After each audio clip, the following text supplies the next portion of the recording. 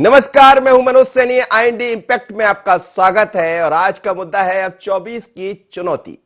24 ये कोई सन नहीं है, दरअसल 24 आपको याद होगा कि इस वक्त उपचुनाव की तैयारियों में अब दोनों ही दल जुटने वाले। राज्यसभा के जो परिणाम आए उसने थोड़ा सा चौंका भी दिया, क्योंकि दिग्विजय सिंह को रणनीतिकार माना जाता है, दिग्विजय सिंह को राजनीति में दिग्गज कहा जाता है और एक बार फिर 57 वोट लेकर यह बताया। लेकिन भारतीय जनता पार्टी ने भी सपा बसपा निर्दलियों को जोड़कर लोहा मनवाया, लेकिन अपने ही अंदर से 2 वोट गड़बड़ हो जाने से सवाल खड़े हो गए। अब चुनौती यही कि 24 में जब 2024 सीटों पर जब चुनाव हो रहे होंगे तो क्या ये मुश्किल बढ़ाने वाले होंगे। तो अब दोनों ही दल भारतीय जनता पार्टी और कांग्रेस अपनी रणनीति में जुट गए हैं और हमने ये भी देखा कि लगातार जिस तरह की चर्चाएं चल रही थी, भारतीय जनता पार्टी अपने तरीके से रणनीति बनाती रही, लेकिन कांग्रेस बंद कमरे में रणनीति बनाती रही और यह रणनीति कांग्रेस की काम आई, भारतीय जनता पार्टी की भी काम आई, इसलिए कि एक व्यक्ति को जाना था राज्यसभा में। यदि पिछले चुनाव के बाद की जो परिस्थितियां देखें जिसमें कांग्रेस की सरकार थी मध्य प्रदेश में, हालात बदल गए, सरकार बदल गई और एक की जगह 2 राज्यसभा चुन लिए गए भारतीय जनता पार्टी की, क्योंकि संख्या के बल के आधार पर भारतीय जनता पार्टी के पास सब मिलाकर देखें तो 111 लोग थे, जिसका असर भी दिखाई दिया। लेकिन हमारे अपने यानी बीजेपी के 2 लोग कहां चले गए, यह सबसे बड़ा सवाल है। तो अब 24 सीटों पर जब चुनाव हो रहे होंगे, उपचुनाव की जो तैयारियां दिखाई दे रही है, कांग्रेस में हमने देखा मुकुल वासनिक के नेतृत्व में बैठक हुई और बैठक पर पुख्ता तरीके से, ऐसा कांग्रेस का दावा है कि बहुत ही रणनीतिक तरीके से हम अपना चक्रव्यूह तैयार कर रहे हैं, लेकिन बताएंगे नहीं कि अंदर क्या चल रहा है। और शायद इसीलिए जो परिणाम दिखाई दिए वो इस तरफ इशारा भी कर रहे हैं। फूल सिंह बरैया ने भी कहा कि पार्टी का जो आदेश होगा, यानी फूल सिंह बरैया को पता था कि चुनाव में क्या होने वाला, उनको भी 38 की जगह 36 वोट मिले, तो सवाल थोड़े से कांग्रेस पर भी खड़े हुए। लेकिन फूल सिंह बरैया ने अपनी बात कहकर साफ कर दिया कि उससे उनको कोई दिक्कत नहीं है। तो दिक्कत किसको है? भारतीय जनता पार्टी को। और जिस तरह से जाटव का वोट गड़बड़ हुआ है तो कोहरा मचा भारतीय जनता पार्टी के अंदर। तो 24 की चुनौती यही हमारा मुद्दा है और इसी मुद्दे पर हम बात भी करेंगे।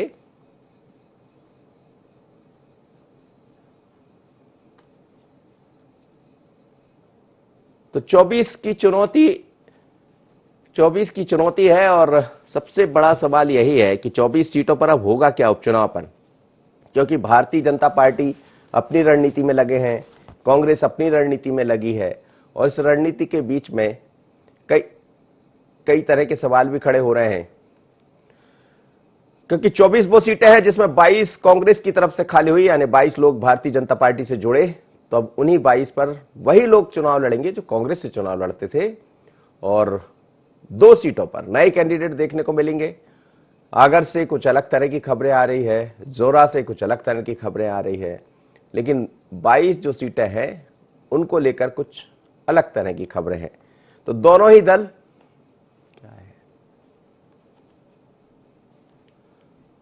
दल इस तैयारी में लगे हैं कि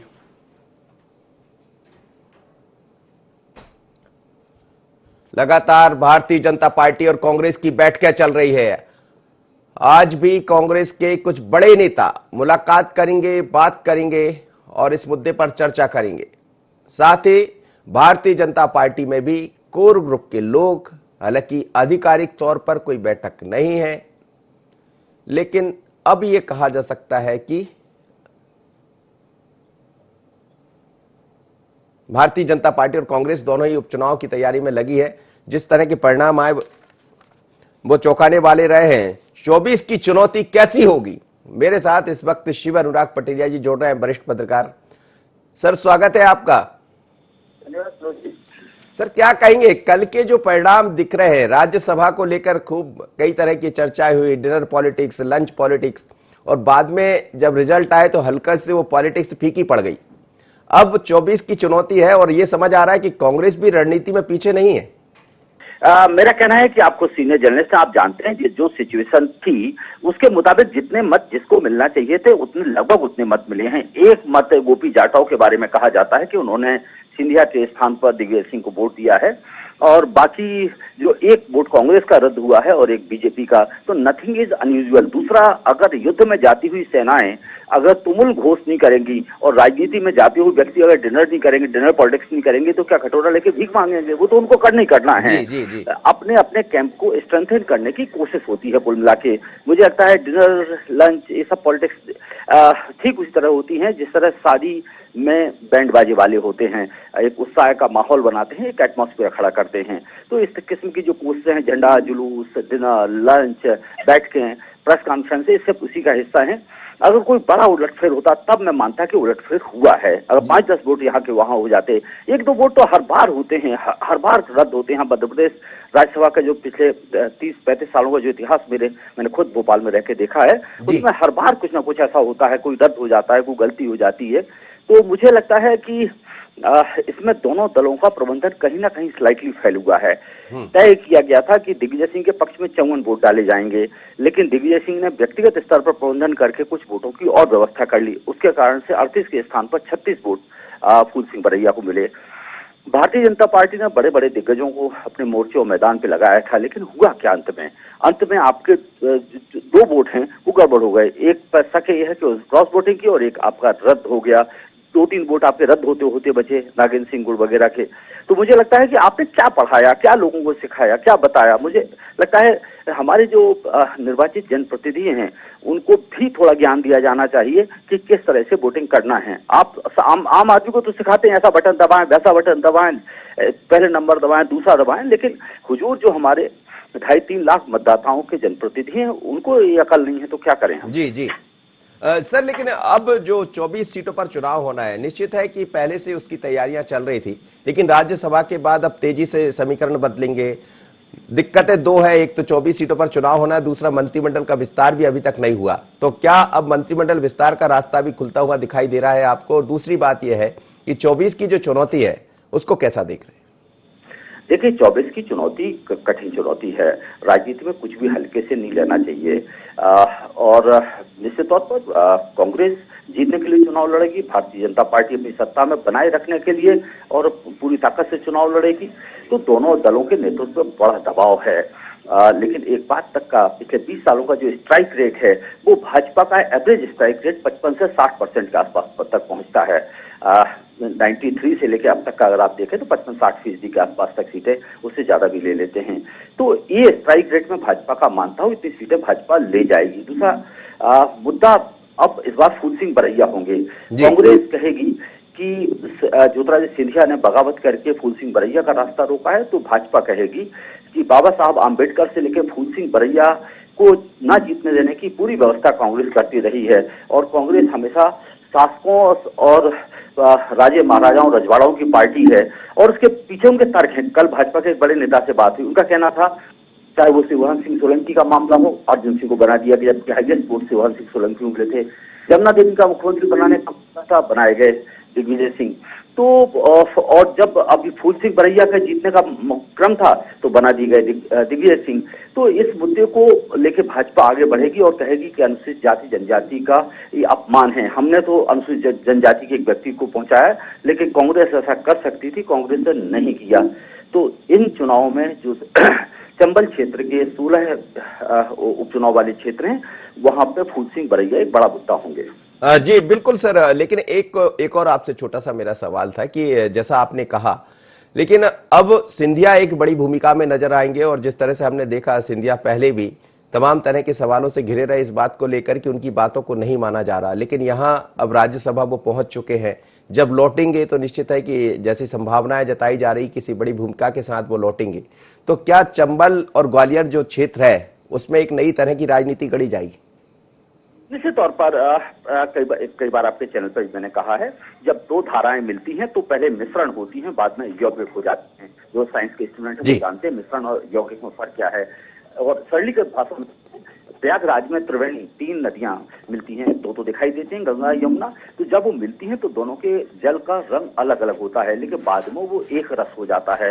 तो जी। कुछ समय तक टीचिंग प्रॉब्लम्स होंगे, 4-6 महीने साल भर ऐसी चीजें चलेंगी, लेकिन मुझे लगता है चीजें ठीक हो जाएंगी। दूसरा, आपने कैबिनेट का एक सवाल किया था मुझसे। जी जी। मैं भाजपा के एक बहुत बड़े नेता से मेरी बात हुई अभी कल परसों में। उन्होंने कहा कि कैबिनेट विस्तार अभी बहुत जल्दी आप मत मानिएगा, क्योंकि चुनौतियां बहुत सी हैं, और उन चुनौतियों से जब आप निजात पालेंगे तब कैबिनेट का विस्तार होगा। 7 दिन में हो जाएगा, 10 दिन में हो जाएगा, 15 दिन का उनका कहना था कि मैं नहीं कह सकता हूँ। कोविड है, राज्यपाल बीमार हैं, इंटरनेशनल बॉर्डर्स पर बहुत सी प्रॉब्लम्स हैं, तो अभी श्रीमंत का भी शपथ लेना संदिग्ध है तत्काल, और कैबिनेट का विस्तार भी संदिग्ध है तत्काल। चलिए सर, बहुत बहुत धन्यवाद, आप मेरे साथ जुड़े। और इस वक्त 2 मेहमान मेरे साथ जुड़ रहे हैं, भारतीय जनता पार्टी से गोपाल चौहान जी, कांग्रेस से गोपाल चौहान, और साथ ही जसपाल जज्जी, जो अभी अभी भारतीय जनता पार्टी के साथ जुड़े हैं। जसपाल जी और गोपाल जी, आपका स्वागत है। जसपाल जी, क्या कहेंगे, कहां गड़बड़ हो गई? सब कुछ अच्छा भला होते होते जब चुनाव के परिणाम राज्यसभा के आए तो आपकी एक सीट तो कम से कम गड़बड़ हुई है, और जिसको लेकर केंद्र की जो राजनीति है उसने भी सवाल खड़े किए हैं। पर आने वाले दिनों में उपचुनाव एक बड़ी चुनौती है। नहीं नहीं, गड़बड़ कहाँ हुई है जी। आप कह रहे हैं राज्यसभा के चुनाव में गड़बड़ हुई है? नहीं, इसमें कौन सी गड़बड़ बता रहे हैं आप? नहीं, गोपीलाल जाटव का वोट। गोपीलाल जी को मैं व्यक्तिगत रूप से जानता हूँ, हम यहाँ से 5 बार एमएलए रहे हैं, और ये भूल हो सकती है। तो अभी मैं आपको सुन रहा था, वो आप कह रहे थे कि राजनीतिक व्यक्ति को इतना समझाने के बाद भी भूल हो सकती है क्या? तो मैं उदाहरण बताऊं कि जो आम चुनाव होते हैं, जो भी चुनाव होते हैं, तो उसमें अधिकारी कर्मचारी बैलेट पेपर से वोट करता है, और आज वो तो सारे पढ़े लिखे बुद्धिजीवी लोग होते हैं, और सर्वाधिक वोट उनके रिजेक्ट होते हैं, आप ये पता करें। तो इसलिए ये कोई आप जो कह रहे हैं वो कार्य भूल बाई मिस्टेक, कुछ कभी भी कुछ भी हो सकता, किसी भी बड़े से बड़े विद्वान से भी हो जाती भूल। तो ये बाई मिस्टेक है, ना कि इसके पीछे कोई उनका इंटेंशन गलत रहा। क्योंकि जिस दिन से हम लोग बीजेपी ज्वाइन की है, तो व्यक्तिगत रूप से चूंकि अशोकनगर से 5 बार एमएलए रहे हैं, तो लगातार मेरे साथ हैं, लगातार लोगों से बीजेपी के लिए जनसंपर्क कर रहे हैं। तो इसलिए उनकी नीयत में कहीं कोई खोट नहीं है, मैं दावे से कह सकता हूँ। रही बात चुनाव की, तो निश्चित रूप से भारतीय जनता पार्टी में हमारे नेता मध्य प्रदेश के सबसे लोकप्रिय 2 चेहरे ज्योतिराज सिंधिया जी और शिवराज सिंह जी, वो हमारे साथ हैं। देश का सबसे लोकप्रिय चेहरा माननीय मोदी जी, वो हमारे साथ हैं। तो मैं नहीं देख रहा कि कहीं चुनाव में किसी तरह की हम लोगों को चिंता है। लेकिन जसपाल जी, आप कह रहे हैं कि कहीं कोई गड़बड़ नहीं है, बड़े बड़े अधिकारी भी ऐसी गड़बड़ कर बैठते हैं। सवाल यह है कि लगातार मॉक ड्रिल हुई, समझाया गया, ट्रेनिंग दी गई, और जो केंद्र से हमारे पास जानकारी है उस पर ऐतराज तो जताया गया है, तो गड़बड़ तो हुई है। नहीं, ये हो सकता है कि आज हम भूल से भी हमसे कोई चीज हो रही है, तो चूंकि निश्चित है जो हमसे सीनियर है, हम घर में ही बड़े होते हैं, तो डांटते ही भूल कैसे हो गई, तो आपको ध्यान रखना चाहिए था। तो उसका मतलब ये थोड़ी है कि जानबूझ के मैंने भूल कर दी। बाई मिस्टेक 100 चीजें होती हैं जीवन में, हर आदमी के घर परिवार में भी होती है। तो आप जिस ढंग से, या मैं समझता हूँ पूरा परिदृश्य, मैं चूंकि उनको व्यक्तिगत रूप से जान रहा हूँ और लगातार उनके संपर्क में हूँ जब से बीजेपी, इसलिए मुझे पता है कि उनके भावना पार्टी के प्रति या हम लोगों के प्रति जो उसमें भाव हैं, तो उसमें कहीं कोई शंका ही नहीं है कि किसी तरह उनके मन में कोई ऐसी बात हो। चलिए, गोपाल चौहान मेरे साथ जुड़े हैं। गोपाल जी, क्या कहेंगे, ये जो राज्यसभा के परिणाम आए हैं, राजा यानी दिग्विजय सिंह 56 की जगह 57 ले गए, और हमने दूसरा तरफ देखा कि बरैया, जिनको आपने सेकंड पोजीशन में रखा था, वो 38 की जगह 36 पाए। क्या कहेंगे? ये सब शुरुआत, मैं पहले तो जसपाल सिंह जज्जी जी को बता दूं जी, ये मेरे बहुत अच्छे मित्र हैं। 2003 में मैंने चुनाव लड़ा था, तो इनके भाई ने, मेरी शीतल जो इनके छोटे भाई हैं, 1 महीने मेरे साथ रहे थे और मेरी बहुत मदद की। व्यक्तिगत हमारे इनसे बहुत अच्छे संबंध है। लेकिन मैं इनसे एक बात पूछना चाहता हूं। अब चूंकि, हेलो जी जी कहिएगा, आप सुन रहे हैं। अब चूंकि पार्टी अलग अलग हो गई है, मैं अपने भाई से पूछना चाहता हूं कि इनको क्या चुनाव आयोग ने हटाया, या सुप्रीम कोर्ट ने हटाया, या पार्टी ने हटाया? इनने स्वतः ही इस्तीफा दिया है जी। तो मैं पूछना चाहता हूं कि अब दोबारा क्यों चुनना चाहते हैं? चलिए, जवाब दे दीजिए। चलिए, आपका जवाब ले लेता हूं, फिर आगे आप अपनी बात पूरी कीजिएगा। जसपाल जी। जी जी, नहीं तो ये इनको ये बताने की जरूरत है, पूरे देश को पता है कि हमने स्वेच्छा से त्याग पत्र दिया है, तो इसमें बताने जैसी कौन सी बात है? ये क्या पूछ रहे हैं मैं समझ नहीं पाया। गोपाल जी मैं ये पूछ रहा हूँ, जो 22 विधायक पार्टी छोड़ के गए हैं, क्या इनको चुनाव आयोग ने हटाया? क्या इनको सुप्रीम कोर्ट ने हटाया? क्या इनको पार्टी ने हटाया? इन्होंने स्वतः इस्तीफा दिए हैं, तो दोबारा क्यों चुनना चाहते हैं? क्यों चुनना चाहते हैं दरअसल? अच्छा, जी जी जी जी, आप जसपाल जी समझ गए होंगे। जो 22 लोग इस्तीफा दिए हैं उनका ये कहना है कि दोबारा जब ये इनको किसी ने हटाया तो नहीं, लेकिन ये सबको पता है कि हटाया नहीं है, वो तो खुद हटे हैं। अब आप जवाब दे दीजिए। तो ये ऐसा है, तो अब इसमें जवाब जैसी कोई बात मुझे मिल नहीं रही कि जब स्वेच्छा से हमने त्याग पत्र दिया है, और क्यों दिया इनको भी पता है। ये भी इतने पीड़ित रहे हैं वो पिछले 15 महीने की सरकार में। अब ये यहाँ स्वीकार नहीं करेंगे। हम साथ में बैठते थे, मैं उदाहरण ये उसको दिमाग में लाए, मैं इनको याद दिला रहा हूँ कि एक मेरे रिश्तेदार का एक ट्रांसफर था, जिसमें ये विधायक जी, इनके भी वो पारिवारिक संबंध उस परिवार से।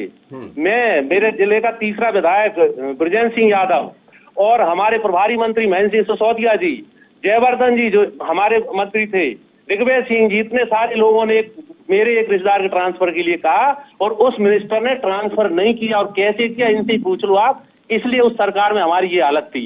विकास की बात थी, ये खुद रोते थे कि एक काम हम क्षेत्र में नहीं करा पा रहे, 5 साल बाद जनता हमको मारेगी।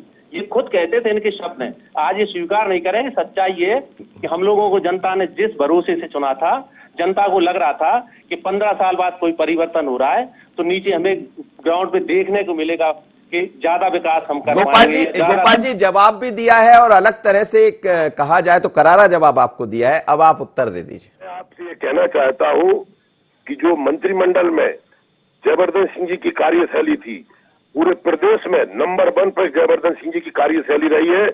जयवर्धन सिंह जी ने 10 करोड़ रुपया अशोकनगर शहर के लिए जसपाल सिंह जज्जी जी के लेटर पैड पे स्वीकृत किया है। पूरा अशोकनगर जिला जानता है, पूरा शहर जानता है। जयवर्धन सिंह जी का कह रहे हैं कि वो काम नहीं करते थे, ये कहना बिल्कुल गलत है।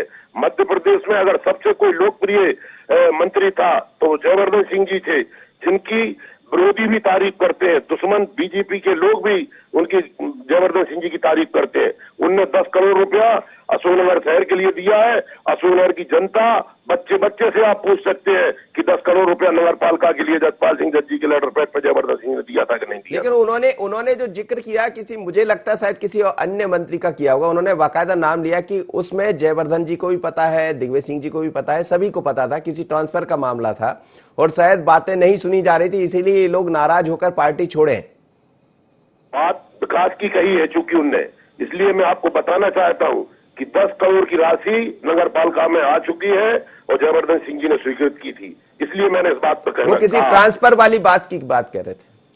बात ट्रांसफर विकास होता है कि पैसे से शहर का विकास ट्रांसफर से होता है क्या? शहर का विकास सर्वोपरि है। जसपाल जी करिए, ये पहली बात तो मेरी बात को समझ तो गए, लेकिन ये बता नहीं पा रहे कि ये खुद उस चीज से इतना पीड़ित रहे। जो ट्रांसफर मेरा नहीं था, इनका भी था। अच्छा, दूसरी बात जो इन्होंने विकास की बात करी है, अभी जो जयवर्धन सिंह जी की कह रहे हैं कि उन्होंने मेरे लिए एक प्रोजेक्ट दिया है, तो मैं इनको बता दूं, ये सुन रहे हैं और पूरा प्रदेश सुन रहा है कि एक प्रोजेक्ट था मेरा, ड्रीम प्रोजेक्ट मेरे शहर के लिए।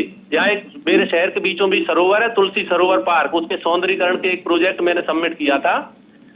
जयवर्धन जी ने उसे स्वीकृति दी। जी जी जी, कहिए आप। इनकी जानकारी के लिए बता दूं, स्वीकृत कर दिया प्रोजेक्ट, उसके टेंडर कॉल कर लिए नगर पालिका ने। टेंडर कॉल करने के बाद सैंक्शन के लिए भोपाल एसएलसी प्रदेश स्तरीय समिति जो स्वीकार करती है।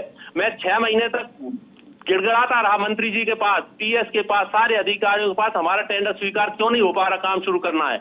और उसके बाद जब अधिकारियों के बाद उन्होंने मुझे एक लेटर थमा दिया कि आपका तो प्रोजेक्ट ही कैंसिल कर दिया गया है, निरस्त कर दिया वो प्रोजेक्ट। चलिए गोपाल जी जवाब दे दीजिए, लेकिन मेरा जो मूल मकसद है वो ये है कि 24 की बड़ी चुनौती है आप दोनों के सामने, क्या कहेंगे? लेकिन थोड़ा सा आप जवाब दे दीजिए जसपाल जी का। हम जवाब ये देना चाहते हैं कि टेंडर स्वीकृत करना मंत्री का दायित्व नहीं होता है। अब आप जो जनता जवाब देगी, 24 की 24 सीटें जीतेंगे, कमलनाथ जी मुख्यमंत्री बनेंगे। इनके यहाँ भगदड़ शुरू हो गई है, 3 विधायक इनके क्रॉस वोटिंग कर चुके हैं, मंत्रिमंडल का ये गठन नहीं कर पा रहे हैं, क्योंकि ये डर के मारे मंत्रिमंडल का गठन नहीं कर रहे कि इनके विधायक भगदड़ ना हो जाए। और 20 विधायक माननीय मुख्यमंत्री जी कमलनाथ जी के संपर्क में है, जो दुखी है। शुरुआत इनने की है, अब अंत हम करेंगे इसका। सरकार बनेगी, कमलनाथ जी मुख्यमंत्री बनेंगे। संसार की कोई ताकत कमलनाथ जी को मुख्यमंत्री बनने से नहीं रोक सकती। जसपाल जी 24 सीटें जीतेंगे हम। जसपाल जी, बड़ी चुनौती है आपके लिए, और एक तरह से कहा जाए तो चुनौती दे भी दी कांग्रेस ने, गोपाल जी जैसा कह रहे हैं, और आपके बात का जवाब भी दे दिया। नहीं, बात का जवाब तो इसलिए नहीं दे पा रहे कि वो चीज को ना तो समझना चाह रहे हैं सुनना। मैंने दो चीजें रखी। इन्होंने का एक प्रोजेक्ट में जो विकास की बात कर रहा था कि जो मेरे शहर का सबसे महत्वपूर्ण एक प्रोजेक्ट था, उसको आप मुझे 6 महीने तक लॉलीपॉप देते रहे कि हमने स्वीकार कर दिया, एक लेटर भेज दिया, उसके बाद टेंडर करा दिया, टेंडर स्वीकृत ना करके ये कहा कि पूरा प्रोजेक्ट ही आपका लैप्स निरस्त कर दिया गया, इसलिए आपको टेंडर स्वीकृत होने का सवाल ही नहीं है। तो वो आप बताइए। और उसके बाद आप कह रहे हैं कि जो अभी बता रहे थे ना, जयवर्धन जी ने प्रोजेक्ट किया, ये किया, तो कागज आया था मेरे पास कि सैंक्शन हो गया और टेंडर कॉल करिए। जब टेंडर कॉल कर टेंडर स्वीकृत होने गए तो पता लगा आपका प्रोजेक्ट निरस्त कर दिया गया है। तो इस तरह हो रहा था हमारे साथ उस सरकार में। क्यों रिजेक्ट कर दिया गया? 24 सीटों का बता दीजिए। 24 सीटों का जैसा वो कह रहे हैं, हम चैलेंज दे रहे हैं, कमलनाथ जी की वापसी हो रही है। साहब, ये तो इस तरह की बात है कि नेता, हम खुद देखते हैं कि रिजल्ट निकल रहा होता है, रिजल्ट में पता लगता है कि पार्टी तीसरे नंबर पे, उसके बाद वो उसका नेता से पूछो क्या, और वो कहता नहीं अभी 1 घंटे बाद हम लोग सरकार बनाने वाले हैं। तो अब उसमें मैं कुछ कहूँ, ये कहूँ, ये तो आगे आने वाला समय बता देगा कि सरकार किसकी रहेगी किसकी नहीं। इसलिए इसमें केवल कहने भर से नहीं हो रहा कि मैं कह दूं 24 जीत जाएंगे या वो कहते हैं 24 जीत जाएंगे। अब परिणाम बताएगा, और हमें पूरा भरोसा है कि भारतीय जनता पार्टी जबरदस्त तरीके से जीतेगी, क्योंकि उसके पीछे बहुत सारे कारण। 24 चुनौती नहीं मान रहे 24 पर? नहीं, बिल्कुल भी नहीं, कोई चुनौती नहीं है। चुनौती जिस दिन चुनाव शुरू होगा इनको समझ में आएगी क्या होने वाला है। गोपाल जी वो मान रहे, वो कह रहे हैं कहीं कोई चुनौती नहीं है, समझ जाएगा आपको, जनता तय कर देगी। जनता तय करेगी। 2003 से मैं विधायक हूँ, कोई पहली बार विधायक नहीं हूँ। मोदी जी की लहर में मैं मेरा तीसरी बार एमएलए बना हूँ।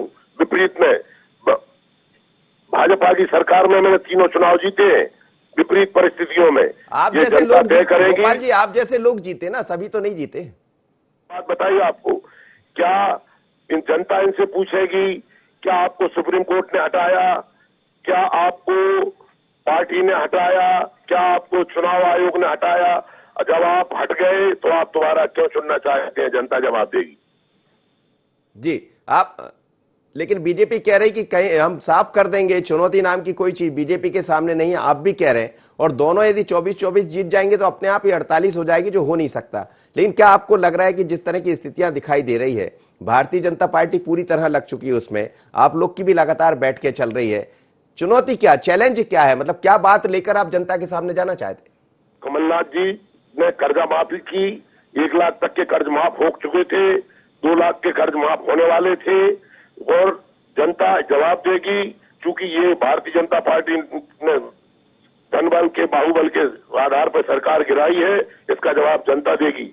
और जनता के बीच में हम लोग जाएंगे, और जनता हमें 24 की 24 सीटें जीतेंगी, कमलनाथ जी मुख्यमंत्री बनेंगे। जसपाल जी यही तमाम सारी बातें लेकर जाएंगे जिन बातों को लेकर आपने पार्टी छोड़ दी। ठीक है, हम तो जनता को पता है ना, हमारे व्यक्तिगत मेरे क्षेत्रीय जनता को पता है 15 महीने में जब कुछ करा नहीं पा रहा था तो अभी पिछले 20 दिन में अभी कोविड के इसके बाद जाके सीएम से मिला हूं, तो जनता को वो दिख रहा है कि मिला में क्षेत्रीय जो समस्याओं को लेके, विकास के प्रोजेक्ट लेके, तो उनमें से सैंक्शन आ गए सारे लोग। फंड अब ये जो कह रहे हैं तब तो नहीं आए थे फंड, अब फंड भी आ गए 15 दिन में। यहाँ लोगों को दिखने लगा, वहां 15 महीने में हम नहीं बता पाए थे कि ये काम करा लाए। तो ये सारी चीजें जनता भी देख रही है। चलिए, बहुत बहुत धन्यवाद आप दोनों मेहमानों का। लेकिन आपकी बातों से ये समझ आ रहा है कि 15 महीने वर्सेस 15 साल, 15 महीने वर्सेस 100 दिन, इसी पर चुनाव होगा। और भारतीय जनता पार्टी और कांग्रेस दोनों उपचुनाव की तैयारी में है, और यह भी दिखाई देगा इस उपचुनाव में कि आखिर किसकी रणनीति काम आती है। राज्यसभा की जहां तक बात करें तो भारतीय जनता पार्टी भले दावा करे, लेकिन कहीं कुछ तो गड़बड़ हुई है, कुछ तो चूक हुई है, और ये चिंता बढ़ा रही होगी भारतीय जनता पार्टी की। इस पर विचार भी चल रहा है। अब सवाल ये कि उपचुनाव में क्या होगा, क्या 24 की चुनौती बड़ी है? आज इतना ही, मुझे दीजिए इजाजत, बने रहिए IND 24 पर।